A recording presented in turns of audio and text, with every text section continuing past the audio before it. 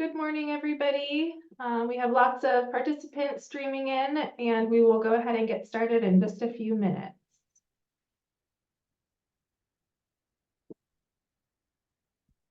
If you are here a little bit early, feel free to introduce yourself in the chat.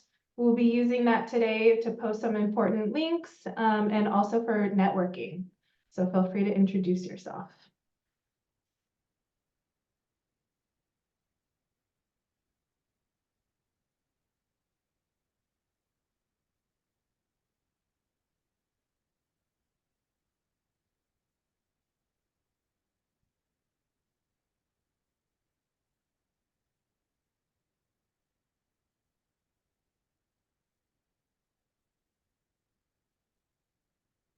Good morning, Valerie.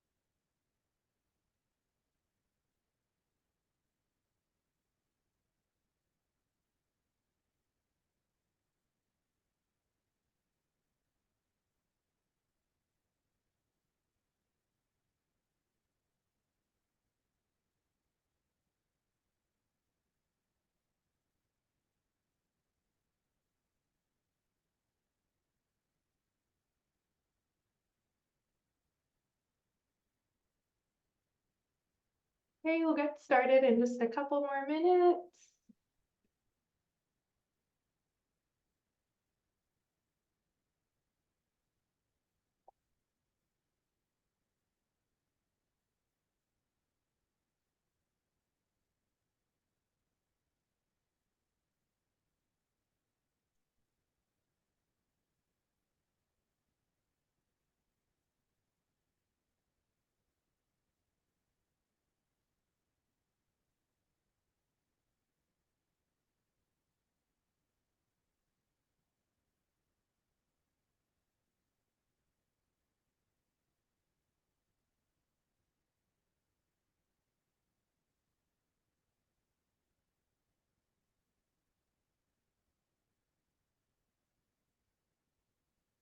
Okay, so it is 10 o'clock. People are still rolling in, but we will go ahead and get started. Thank you all so much for being here today to talk about the DoD Department of Defense Mentor-Protégé Program. To start us off, I just have a few housekeeping items to go over. The first thing is that this webinar is being recorded, and the recording will be made available to you via our website, usually within 1 week of the event. We will be using the Q&A function for questions today, and we do hope you come with lots of questions. There's no bad questions, and we will definitely have time to answer questions today. Our presenter, Mary Jo Juarez, who's on the call with us, will be answering questions throughout the presentation. So there will be times after certain sections, she might pause, at which point we'll answer any of the questions that you have for that section, and then we'll probably have some time at the end as well. Please don't use chat for questions. We'll try to catch any questions that go there, but because there's going to be networking happening and posting of some important information, questions just easily get lost in the chat, and we don't want your question to get buried. So do use that Q&A function. We will be also emailing you. So you'll also receive the slides for this. So the slides, you'll receive the slides and a link to the recording via email, usually within a week of the event. So you can expect that as well. Okay, so like I said, you're here today for a presentation about the Department of Defense Mentor-Protégé Program. This is going to be a really high-level, kind of general, basic overview. So we're going to just really be introducing this to you, talking about what is the Mentor-Protégé Program. We could spend all day or many days diving really deep into this, but this is meant to be a really introductory presentation just to tell you a little bit about what this program is and how you might get started to look deeper into it if you're interested. I am Taylor Bose. I'm the program director of the Norcal APEX Accelerator program, and I'll be the host today for this webinar. And your presenter today is Mary Jo Juarez. She is a procurement specialist with Norcal APEX Accelerator. Mary Jo has extensive contracting experience as a former contracting officer for the Department of the Navy. In her position as the Deputy for Small Business, Mary Jo discovered her lasting passion of educating and helping small businesses to become successful in obtaining and performing in the government contracting arena. She specializes in working with small businesses to help them understand and work through the maze of regulations and requirements in government contracting. Mary Jo is a connector of small businesses, agencies, and prime contractors, helping to establish relationships that benefit all parties. And before I hand it over to Mary Jo, I'm going to give an overview about the APEX Accelerator program. So I'll talk a little bit about the national program as a whole, and then I'll narrow into our Norcal APEX Accelerator and tell you how to get connected with our services. So the APEX Accelerator program is a nationally funded program by the Department of Defense. There's APEX accelerators in almost every state of the US, and in larger states like California, the state is divided up into large regions, and there's multiple APEX accelerators to serve the state. So as you can see on the map here, we are the Norcal APEX Accelerator in blue. So we serve all 9 Bay Area counties and then all of the coastal counties all the way up to the Oregon border. Our neighbors are the California Capital APEX Accelerator, and that's that green area that you see, which includes Sacramento, and also the Monterey Bay PTAC, which is the purple area. Don't worry too much about this. We all work together very closely, and our goal is just to get you connected to the right services. So no matter which APEX accelerator you reach out to, we can help get you connected to the right people. The overall mission or charge of the APEX Accelerator program is to provide free technical assistance to small businesses to help them be competitive in the government marketplace. So sort of the reason why we exist is that government contracting can be hard. It can be overwhelming, intimidating. There's lots of, steps to go, hoops to jump through, steps to do. And so we are here to help you navigate that. We're here to kind of hold your hand, help you understand the steps you have to take, and kind of walk you through those complicated processes. We are no cost, and that's because the program is funded via federal and state grants.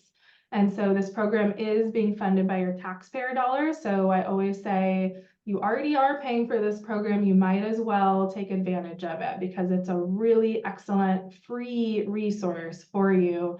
And the whole goal is just to help you win government contracts. So definitely take advantage of these services.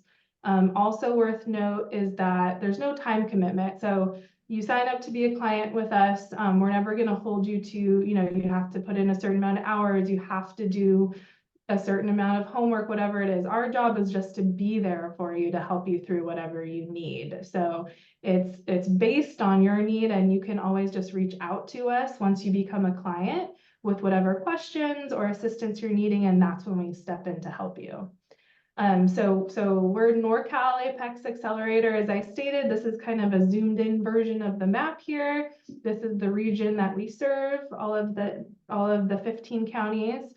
The way we provide our services is via 3 main pillars. So we do one-on-one free counseling or advising or coaching, whatever you want to call it, where one of our procurement specialists matches up with one of our business clients, and they become your go-to government contracting resource moving forward. So they'll meet confidentially one-on-one with you, and like I said before, kind of hold your hand through a myriad of different government contracting topics and issues, everything from, just getting started, doing your market research, making your capability statement, registering with the state or with the federal government or local agencies, all the way to helping you if you win a contract with contract compliance, contract management, and sort of the more niche, higher level stuff once you get into federal contracting. We also do custom bid matching. So our program purchases access to a software that we let our clients utilize for free. We sign all of our clients up with a profile in this system. We plug in your NAICS codes, your location, keywords that describe your products or services, and you'll be automatically sent an email with relevant bid opportunities to you. And then the third thing is just that this is kind of a catch-all. We offer lots of additional resources and trainings. This is one of those trainings today. So we put on lots and lots of webinars and some in-person trainings on all sorts of government contracting related topics. Those are always on our website for you to browse. And speaking of, our website is a great resource. I hope you check it out. We spend a lot of time making sure that our website is helpful for folks. So lots of information on all sorts of contracting. There's a capability statement template there. Lots of good stuff. So highly recommend you check out our website, which is norcalptac.org. And that's also how you would sign up to become a client. So if you just go to our homepage on norcalptac.org, you'll see a red button. You'd click on that, fill out a brief survey, and once we receive that, we'll get you connected with one of our procurement specialists within 3 business days. Okay, so that's my spiel about our program. If you have any questions about the program, please enter them in the Q&A function, and we can get to those ones about the APEX Accelerator program at the end. And I will hand it over to Mary Jo now for our DoD Mentor-Protégé Program presentation.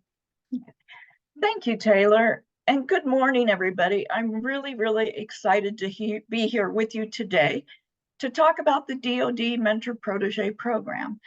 This is our agenda. We're going to talk about what the program is, who can participate, commitments, benefits. I always talk about risks because risks are extremely important to know, and how to get started. And I'm going to add a couple of things to this agenda to benefit you, to help you become stronger in your work with the federal government. We're also going to talk at one point about what a subcontracting plan is and what its purpose is and how you can use that in your marketing. And also at the very end, I'm going to talk about how to find a mentor, not just go to an event, that type of thing, but the process for actually finding a mentor to help you out. So our training disclosure is basically that everything in this presentation is accurate to the best of my ability at the time of the presentation. Some or all of the provisions mentioned herein could or may be changed by the current administration with or without prior notice. Next slide, please, Taylor. So What is the DoD Mentor-Protégé Program? The DoD Mentor-Protégé Program is actually the oldest mentor-protégé program. It was started in 1991 during the Iraq War, and the purpose of it is to help small businesses get into government contracting. That's basically what the purpose of it is to help you get in there in a different way from the SBA program and in a different way from applying with proposals to requests for proposals.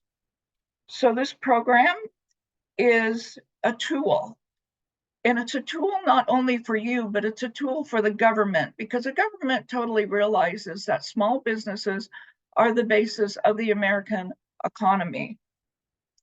And so it helps both DoD, it helps a mentor, and it helps you. And we'll talk about that here in a few minutes. So the agreement length for this program is 2 years.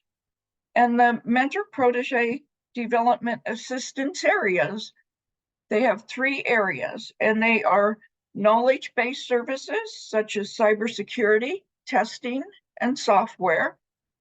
The second one is manufacturing. And the third one is research and development.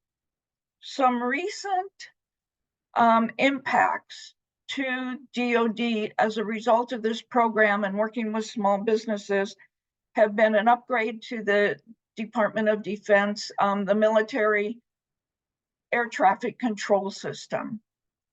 There was also an upgrade and a change in the radar that the ships and the airplanes use as a result of this program. And a small business was the one who was instrumental in revamping the Navy personnel and pay management in order to get people paid more quickly and accurately. Next slide, please.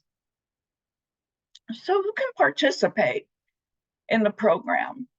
Well, as a protege, your small business size standard has to be less than half of what the size standard of your primary NAICS code is.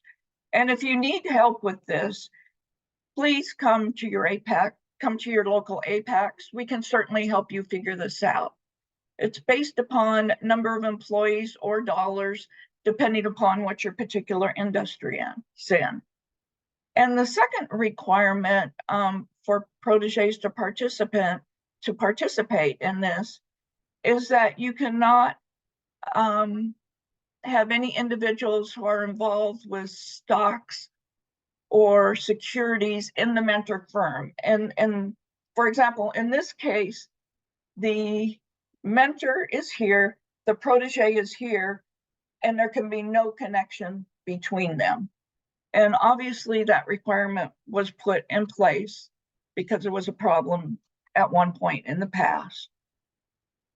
So the protege eligibility requirements are that it be a small business owned and controlled by socially and economically disadvantaged individuals, such as an Indian tribe, a Native Hawaiian organization, a qualified organization that employs the severely disabled individuals, a firm that is owned and controlled by women, service disabled veterans, a qualified hub zone, or even a small business concern that is a non-traditional defense contractor, but currently has either goods or services that DoD needs and wants to get access to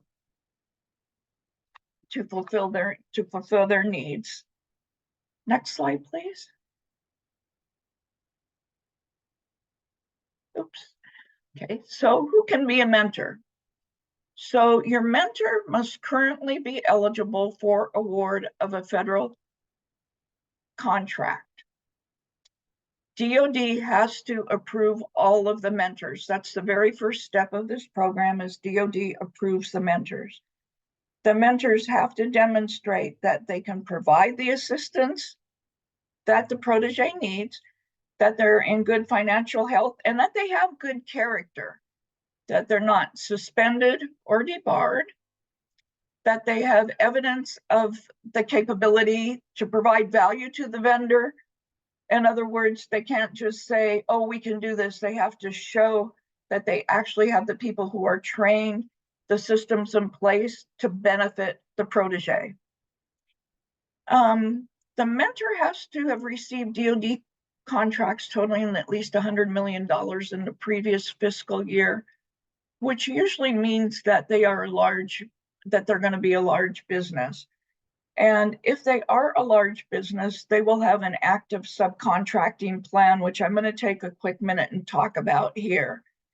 They can also be an 8A graduate as long as that firm is able to show that they have the ability to actually serve as a mentor, provide value to the protege, and help the protege grow through subcontracts. So let's just talk for a few minutes about an active subcontracting plan. That's a tool that is beneficial for you to know about, and you can think about various ways that you can incorporate this into your marketing plan. So the way it works in the government is every time an agency has a need for services or for products, they have to do market research and see who is out there that can provide those services or items that they're looking for. And that's why a lot of times on SAM, you'll see a sources sought.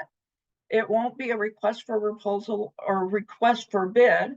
What the government is actually doing is going out to look and see if there are 2 or more small businesses who can provide that service or who can provide those products. Once they gather all that information, they determine whether they're going to set it aside for small business or it needs to go to large business. Generally, they go to large business if it's a large dollar value contract where a small business might not have the funding or the cash flow in order to work with it. If the technology is extremely advanced or so specialized that it takes a large business that no small businesses have responded that they have that technology. If it involves security for security reason, and sometimes even in cases where the project has a lot of different moving parts and it would be difficult for a small business to coordinate all of those moving parts. So the Small Business Administration has to buy into the agency's plan on how to do this project. Okay.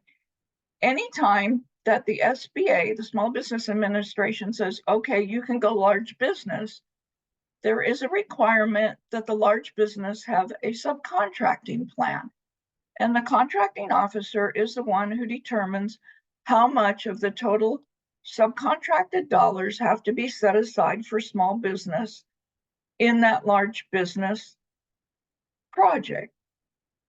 So there are percentages of set-asides for small business, for woman-owned businesses, for hub zone, for minority-owned, for let's see, I already got service-disabled veterans, and also veteran-owned small businesses. And the primes who have those subcontracting plans in their requirements generally have a small business liaison officer who works with them, an SBLO. And that person is responsible for gathering and finding all the small businesses and bringing them in to the company, getting their capability statements, having them sign up, whatever it is that it takes so that they have a network and a base of small businesses that their technical people can go and pull from for these parts of the project that they're going to break out and give to small businesses. And I have been in more than one training session with large businesses where a large business has stood up and said, we did not do well in our work with Guam, so we just recently lost a large project in Hawaii. These subcontracting plans are taken very serious by the government. The compliance is, and the metrics are huge.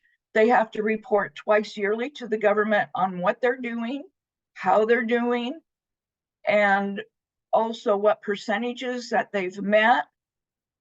Years ago, when I was the deputy for small business for the Navy, I actually went out to one large business and said, you owe me $20 million back, because that is what you said on this project that you're going to be giving to small business, and I'm seeing your reports and you have not done it, and you have not made the good faith effort to do it. And at that point there, it was not a good moment for anybody. But good came of it, because now that particular company is one of the best supporters of this particular of working with small businesses through their subcontracting plan.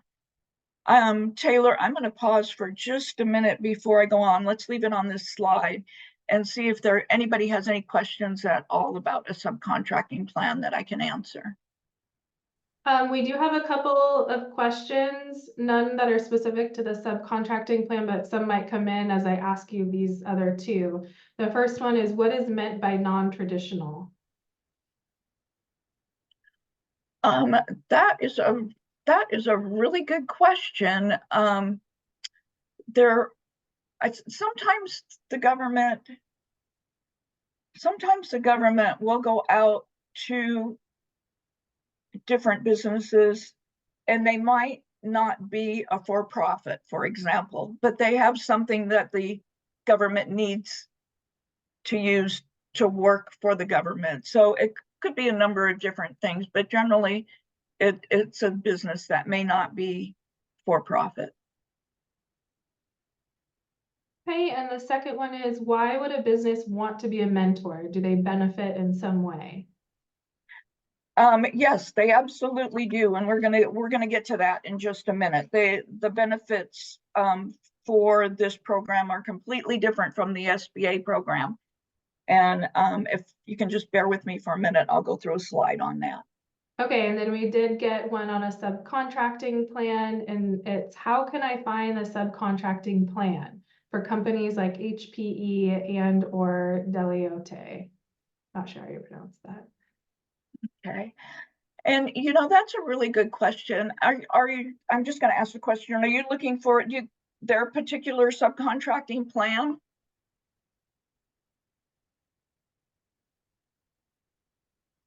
Or are you looking for what their percentages are that they need to subcontract out? Okay, because some of that, and actually, Taylor, I'd have to do a little bit of research on that question and probably get back to everybody. If I could get their emails, I'll send out an email with an answer to that. Okay. When I was a contracting officer, we had one project where over 70% of the dollars went to small businesses that were to be subcontracted. So the contracting officer has a limit in the FAR, which I believe is usually around 25%. It may have even gone up to 30% by now. And they can take that up based on their market research as high as they want to. So the percentages do vary plan by plan. Okay, and he did respond and said the plan. But we can move on from that one. It sounds like we need a little bit of follow-up on that. Yeah, and I will do follow-up on that, because I'm not sure how much is releasable and how much is not. I've never personally released that when I work for the government, but that doesn't mean necessarily that that is the way it is now at this moment in time. Okay. And then we'll do one more right now, I think, and then move on. It looks like some of these can be saved for later. So the next one is, could you speak a little bit more about they said SLBO, but I'm guessing they're talking about the SBLO. The SBLO, yes. The Small Business Liaison Officer, basically if a contractor has a certain dollar value in federal contracts, they're actually required to have that position. And almost all your federal agencies also have someone in that position. That was my position for about 8 years with the Navy. Those people are considered to be your gatekeepers, and their job is to help you to become as prepared as you can be to help you register with their organization, to review your capability statement that hopefully your APEX has already helped you with, to be the person that's in contact with you. They're a gatekeeper. They cannot give you a contract. They cannot set up a mentor protege, but they're extremely important because the information that they take from you and put into their company's or their agency's website is going to be the information that people are going to pull from. Okay, and their job is to be in contact, you know, to talk to you. I had many meetings. I see these people at events, and they know what's going on in the back in their company and in their agency. And if you're a fit and they say, can you please register, you know, on this website for us, you know, do it. Okay, so I think we'll move on and then we'll address some more at our next stop. Okay, so one last thing about being a mentor. Again, they have to complete and submit an application.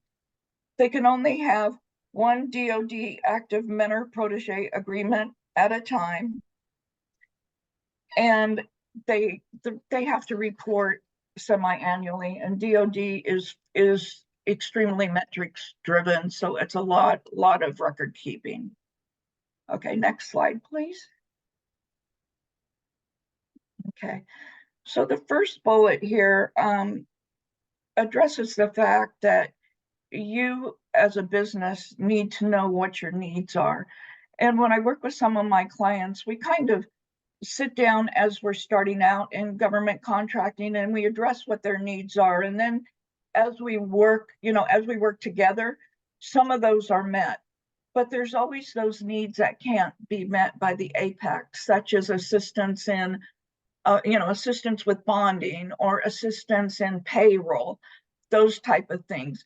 It's so much easier to keep information about what your firm needs and where you are real time, rather than trying to go back when you have a meeting with a mentor and say, oh yes, my needs, let me see, what do I really need? So just a suggestion to put out there is kind of keep track of that on an ongoing basis. These next three bullets basically pertain to the relationship building, that it's like a marriage. We're going to talk about this in detail towards the end.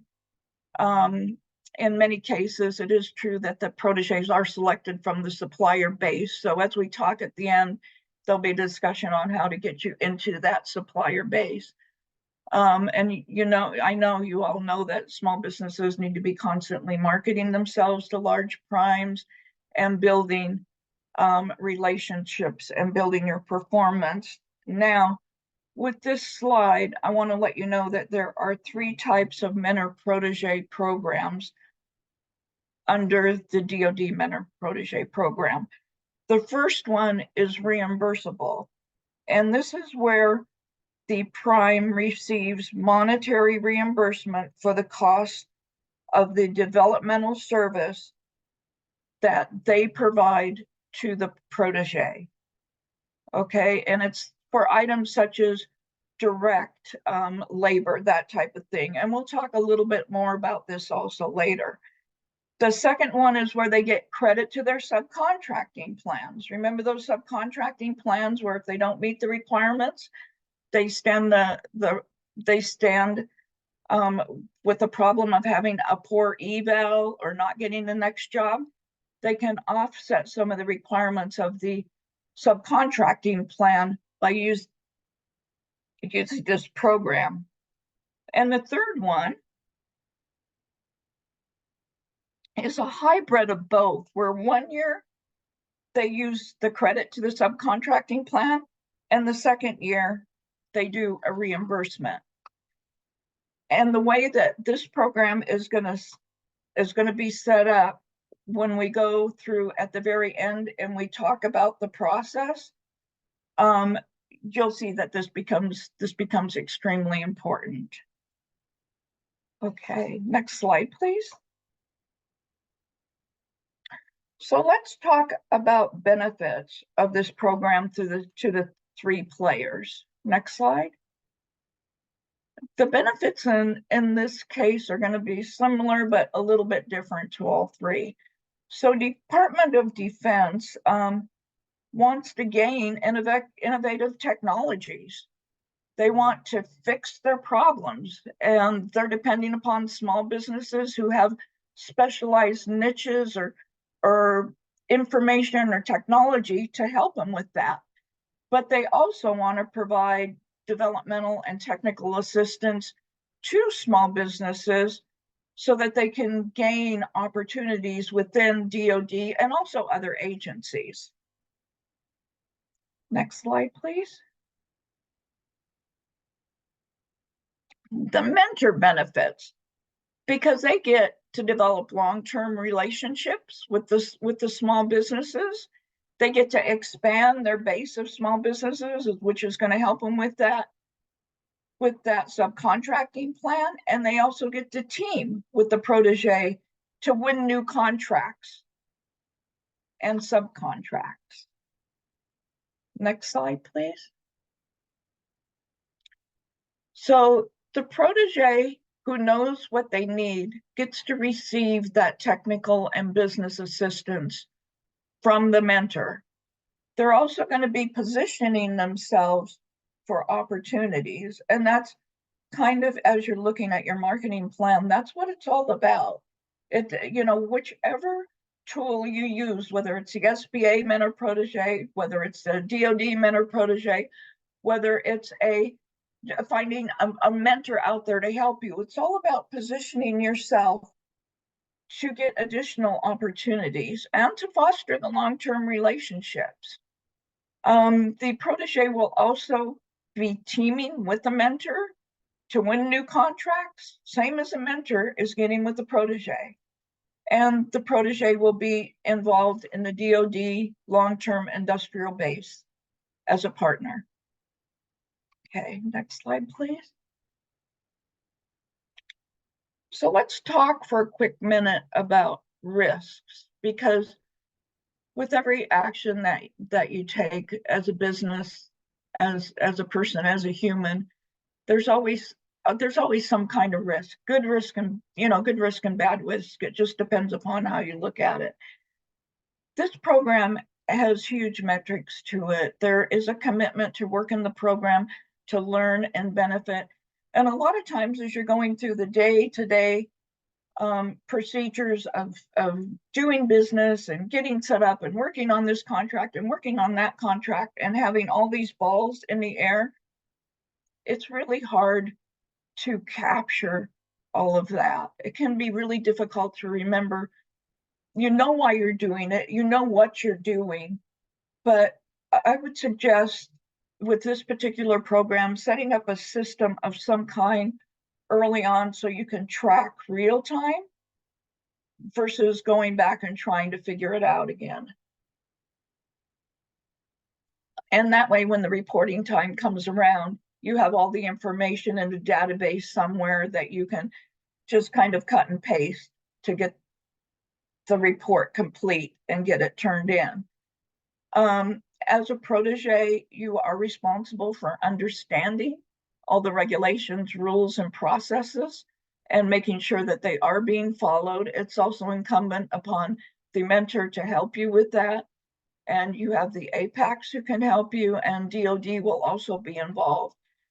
You also need to make sure that you're not being used by a prime contractor for their benefit only. And I ran into one instance of this, and that was where I had to go, the one I mentioned earlier, where I had to go back and ask the prime for a substantial amount of money back. What had happened was it was a mentor-protege program, and for DoD, and the prime contractor had taken it and run with it and kind of left the protege in the dust, who did not speak up and let anybody know what was going on, and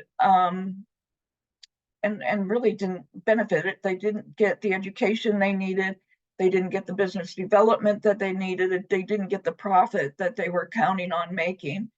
But the government is always looking at facts and figures and metrics. And that stuff becomes apparent very quickly if there is a situation like that.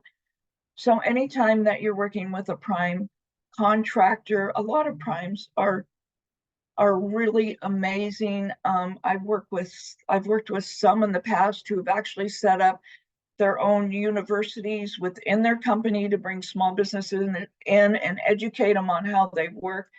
They have all kinds of benefits that are available to you, but always just be kind of aware of who you're dealing with. And we'll talk more about this in just a few minutes when we talk about finding a prime. With government contracting, I know in a lot of our classes, we mentioned that you don't want to fail, and you certainly don't. I mean, who wants to fail? That's nobody really wants to do that. But if it ever does happen in government contracting, when you're in this program or any other, the first thing you want to do is fix it. And the second thing you want to do is put processes in place so that it doesn't happen again. And the third thing you want to do is remember that you did that, because I'm now working with a couple clients where one of the questions in the request for proposal should talk about a situation where something went wrong and what you did to fix it. So if just kind of for you to remember, under risks, if that ever happens to you, use it to your advantage. Kind of put a spin on it. This is what we did in our company. This will not happen again because that type of situation. There is semi-annual reporting for both the mentor and the protege, as I believe I mentioned that before. I can't emphasize how much it's just easier to keep track of that on an ongoing basis. In my experience as a contracting officer and as a deputy for small business, I worked with two of these situations with the DoD Mentor-Protégé Program, where I actually processed the paperwork and sent it to headquarters for approval and then back. And I'll go through that process here in a quick minute, just so you know what exactly that process is.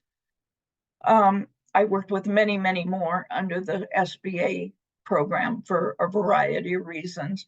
So the value in this webinar for you is knowing that there is more than one mentor-protege program available, that this does exist, that we can go into this deeper with you in a one-on-one meeting to see if this is something that you would really like to do, and to understand that it has benefits and requirements that are different from other programs. So it's just knowledge. Knowledge is the key. Okay, next slide, please. So how do I get started? This is an interesting program. I put the slide up with the link so you can go in and you can look around. And this is actually they've got a wonderful website here, because they've actually got names and phone numbers and everything of people that you can call in and talk to. It's very transparent, very open. But you as a small business are not going to be the one that starts this. The mentor has to submit a package to be approved first. They have to be approved by DoD. Then the mentor comes to the protege, to the small business, and says, okay, let's start talking about what it is that you need.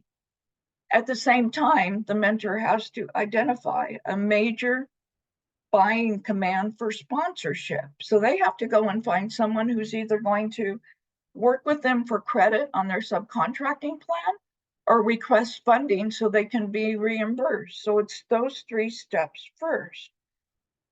Then there is a tentative agreement put in place to solidify the sponsorship. And then a formal mentor-protege agreement is put together and submitted. And that agreement is very, very detailed. It has specific milestones. It has goals and estimated dollar amounts of potential subcontract. The mentor must show the value of this relationship to DoD and the defense industrial base. And again, the very specific metrics. When I was doing research to put the class together, I found that in the last 5 years, there have been 190 approved DoD mentor-protege agreements. Okay, and Taylor, if we'd like to take a minute and answer questions, do we have time for that before I go into how do I find a mentor? Because I think that's really important, and I would like to talk about that. Yeah, let's just do a couple. We do have lots of good questions here. Okay, so Rogue Labs LLC says, protege question, does technical assistance allow or include experimental or prototyping activities? It very well might, because they're looking for research and development. Okay. Okay. Does APEX have templates that proteges can use to keep track of regulations, rules, and processes early in the process? I will say that in my particular case, I do a lot of templates, I actually do help the client set up templates, whether it be for rules and regulations or tracking that they need to do, or even on their proposals. There's never one template that's going to fit everything in government contracting, if that makes sense. But I think that's a significant part of the service that we provide to help you understand and be able to grow and use that. You know, the template might not fit exactly your next experience, regardless of what the template's for, but it'll at least give you a good basis for growth. Okay, great. And I think that's good for now. Those ones were super relevant to the section you just talked about, and we can save the rest for after. Okay, so let's talk about how I find a mentor. Okay, we all know those lucky, blessed people who go to the prom and they find their partner there and they get married and they live happily ever after for the rest of their lives. Okay, that was not me, by the way.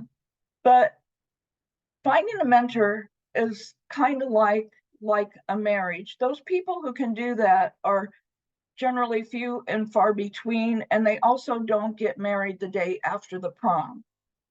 So when I've had a lot of clients in different classes, I've seen them ask, how do I find a mentor? And it's not a one-stop shopping thing. You can find mentors at a bunch of different places, industry events, educational events. Paul in his last class even mentioned an excellent source of going to the job walks and finding primes there and talking to them. But that's just the start of it. That's just the very beginning, is finding them. I would suggest that when you go to a conference, you sit down and you look at all the people who have booths, all the firms that have booths, and do a little bit of research. And we can help you with this, by the way, and come up with either 3 or 5 primes or agencies that you want to work with and focus on them. And then your conference is a success if you get to talk to them and have a few minutes with them, if you can do the networking one-on-one with them. And out of that 5 or 3, you're probably going to eliminate 1 or 2 because you're going to realize that that's not a good fit. Just like just kind of like in your personal life, you're thinking, oh, our values don't match. What's important to us doesn't match. Let's just keep going. So back to the SBLOs. The SBLOs, the Small Business Liaison Officers, are generally the people that you're going to see at a conference. So you meet them, you talk with them, you follow up with them, you set up an appointment to meet them again, and you meet them again, you talk with them more. If they say go and register in our website, you go ahead and do that. Well, while you're doing all of this out there meeting, the second pillar of this is improving yourself and your business. And one of the ways that I have several examples of businesses who have done this is by offering to either speak or take a class. Find a little niche in your industry that you want to focus on, become an expert on it, and by becoming an expert, go out there and speak about it. You know, there are statistics that say that most people fear death more than they, or fear of public speaking more than they actually fear death. And so by becoming a public speaker to some degree, whether it's local, just even at your chamber, you're going to be broadcasting and networking. You're going to be improving yourself, and you're going to become known to all of the industries, to all of the primes out there. I attended an event a few months ago, and we actually had several small businesses who spoke, and the primes were all in the room listening to them. So they're up there doing something above and beyond what everyone else who's just going to their booth and meeting them and handing them a capability statement and probably not checking up with them after that. You need to just find those people, build that relationship, continue to talk to them, call them, you know, ask them, how soon should I check back with you? Do you like to be checked back with every month? Do you like to be checked back with every 6 months? I'd like to continue talking to them.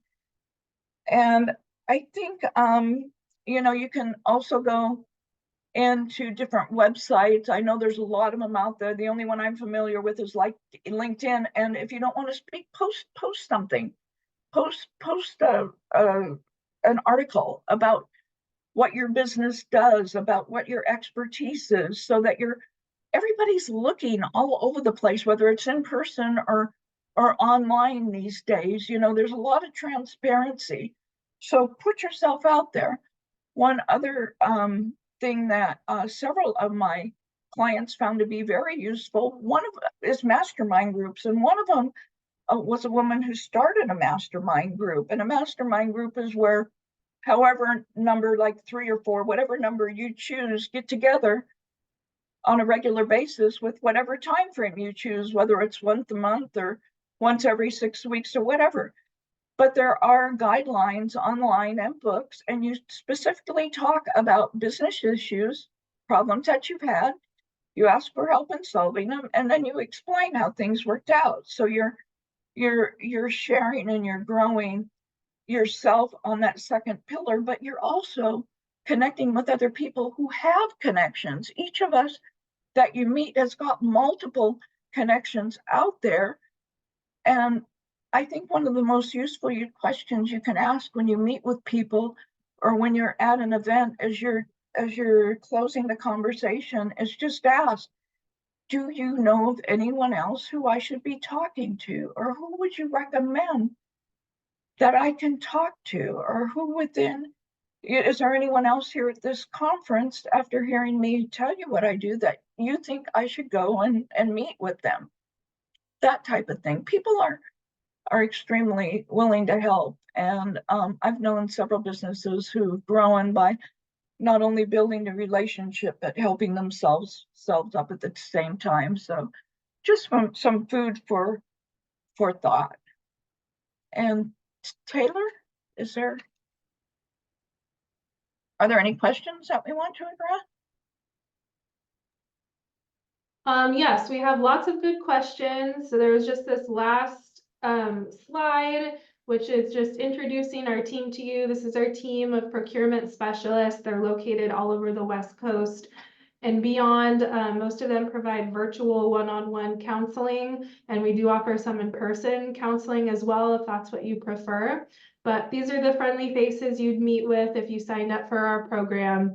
And just to say that, you know, we really want you to succeed. A lot of our specialists are retired from a long career of working in the government themselves as purchasing officers, minority program managers, all kinds of things, and they're doing this job in their retirement because they enjoy it and they really want to pass along their knowledge. So we are here for you.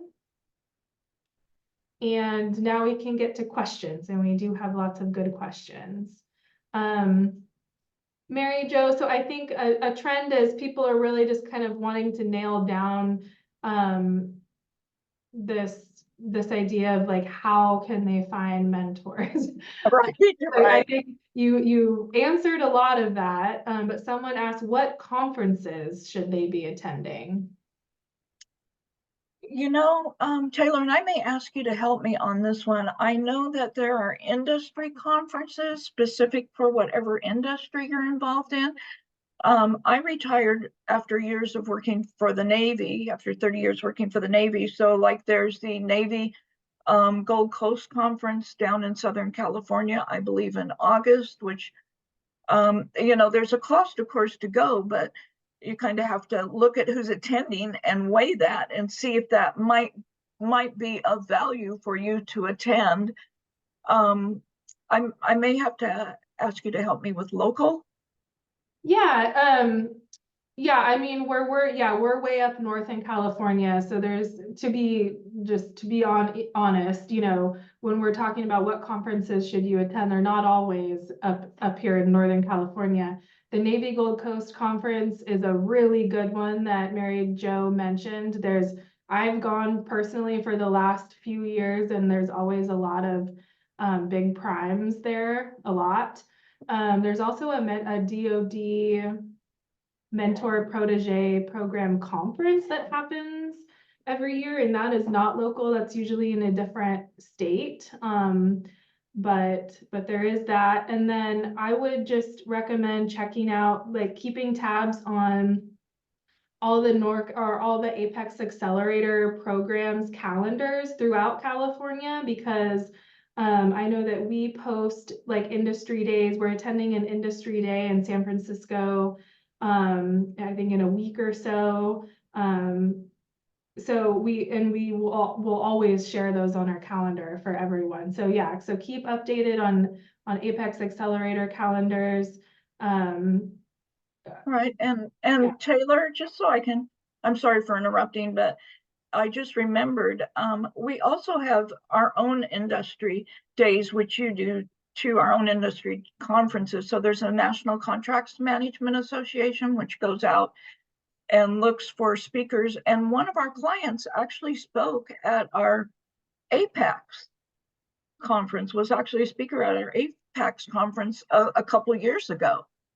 So they put these calls out for people to speak or help educate other people. And sometimes a lot of the experience that's so worthwhile to other people who are listening is your own personal experience. How did you do it? What knocked you down, and how did you get back up again? That type of thing. Okay.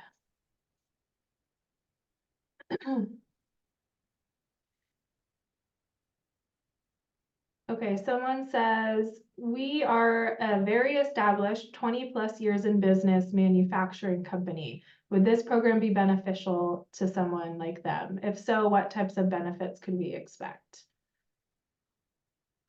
It could be. That is something that we would need to sit down with you and explore, because as Taylor mentioned early on, this is a very high level view class.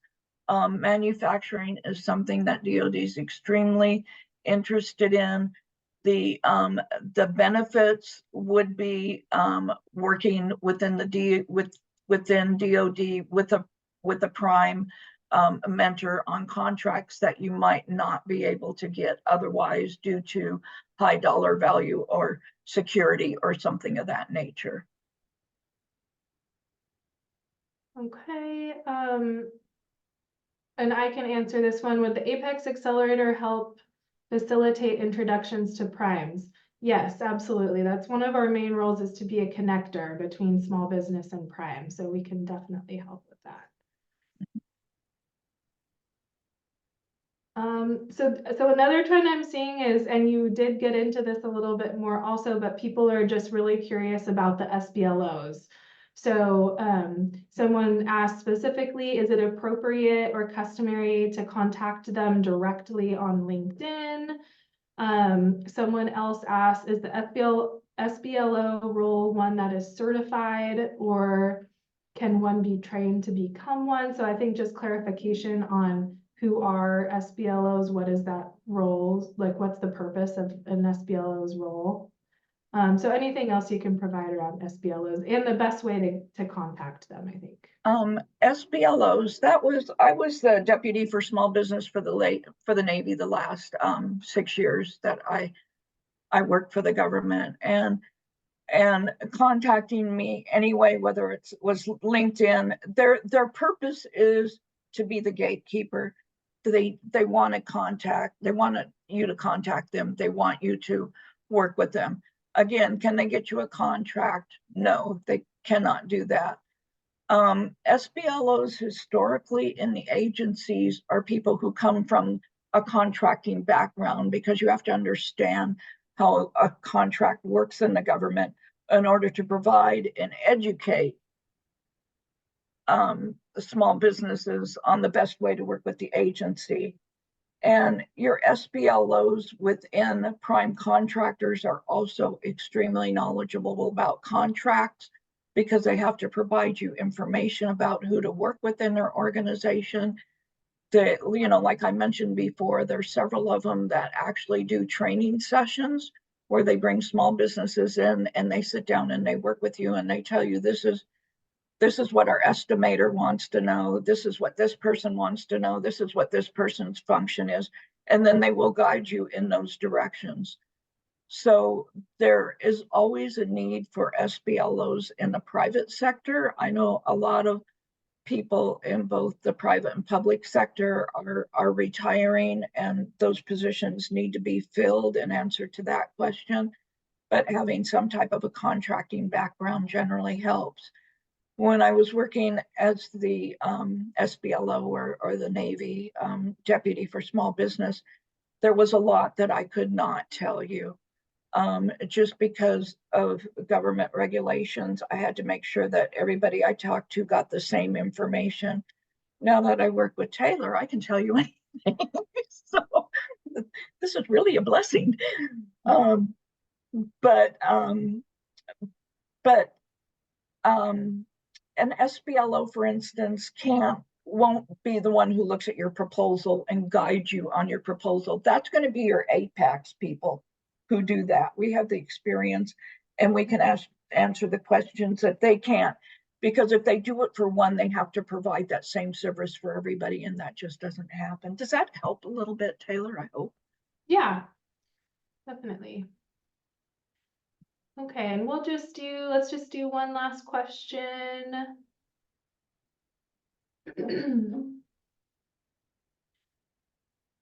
Okay, so this is actually one that I caught in chat. Who certifies protégés as an SDB?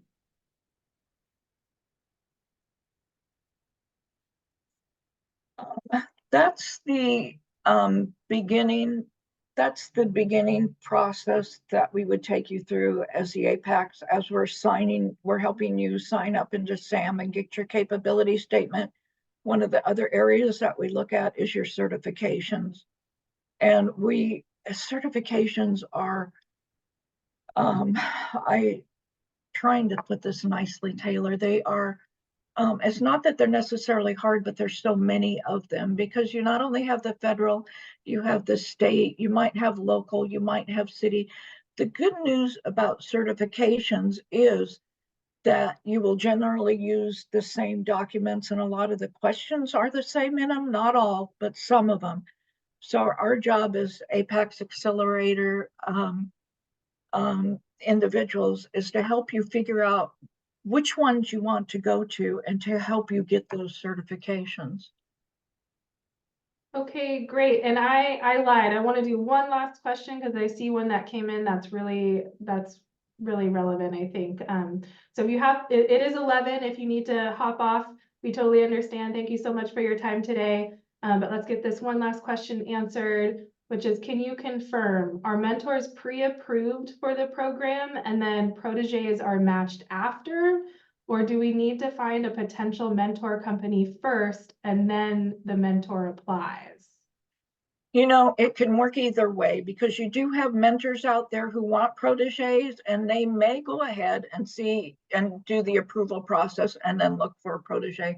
You also have mentors and proteges that have already hooked up together and decided that what they want to do. And then the mentor has to go first and get that approval, but they do it with that protege in mind that they'll be working with. So it can, I've seen it actually in the two that I've worked with. One was one way and one was the other way. Okay, great. Okay, well, thank you so much, Mary Jo. That was a great presentation. Thank you all for attending today, for your time. After you leave the webinar, you will be prompted to fill out a feedback survey. We are grant funded, both federally and by the state of California. And so these feedback surveys are really important to us. We do submit the feedback to our funders, and we also use it to make these as valuable as possible for attendees moving forward. So please, please, please take just a minute to fill out a survey for us. Again, our website is norcalptac.org. You can apply for our services there. Feel free to get in touch with us if you have any follow-up questions or questions that didn't get answered today. And one last reminder that you will receive a follow-up email, usually within 1 week of the event, containing the slides as well as a link to the presentation. And with that, we hope you have a great day, and we hope to see you at a webinar in the future. Thank you all. Bye, everybody. Bye.